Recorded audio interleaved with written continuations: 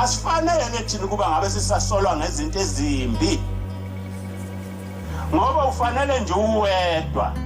ucabanga indaba kayihlo wakho ezulwini ukuthi mawona la emhlabeni uNkulunkulu kuphenduka bukuyihlo lapha khona athi imfundiso yakho le ngoba kayikho into angayiboni Thembe manazale imfundiso yakho kawuboni ngani ukuthi udumaza uyihlo wakho kusalakho uma uwenza izinto eziphambene ube khona lapha kanti kawukho imisebenzi yakho iphambene nalokho okufuna ushembe kule ndawo esikuyona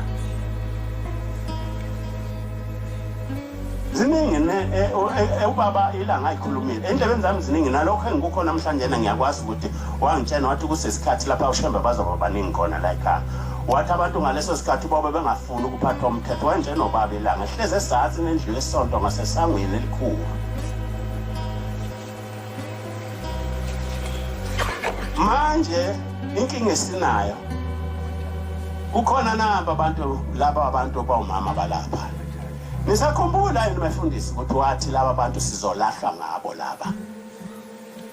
ngoba sifike sithathe lezi ingane zakhe la ekhaya sishiye lezi ingane zakhe sihambe sothatha ingane zakwaMashu enamaqakala amakhulu nezingqe ezinkulu washo njalo phakathi kwethu wathi nizolahlwa ngeke nifike la niyakhona umfana wakwaMlaba intombazana yakwaMlaba umfana kaMthiyana ngeke ngisho ukuthi ngwapi kodwa ngiyamshisa isibongo sakhe wafika le kwaMthethwa lapho ubaba sekunomhlangano khona kwaye kumhlangano kaMeyi ubesikhumbuzo sika baba omkhulu sisaraund singakahlali inyanga isivele sahamba naso phuma ingene ihamba naso iphuma ingene uthi ke lezomagana lezomadlala lentombazana iguqe etafuleni lapha izobika iyakhala makoti uthi sondelana uthi baba abashumayela isibuza ukuthi ubani umshumayelo lentombazana ithi lentombazana umshumayelo wambaba umtshado uthi mbizi ngabizo kwabiza uGenius umnikazi waleli yathempelo elilapha ubaba kade yekule ndaba yakhe ubehambe semfange safa banayo kufangele ngo1988 baba inyanga isonto uthi ke lalelani lapha nina bafana ngiyibona lezi ingane zami uma umuntu ethatha ibhokisi likankosikazi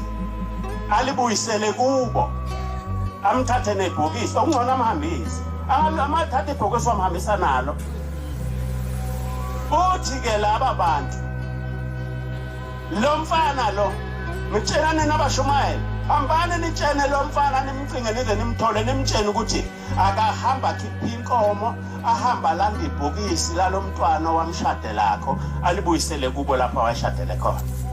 aphinde futhi akhipha inkomo ahlawule kubo ngokutshinga leli bhokisi lalo makhono uma engakwenzi lokho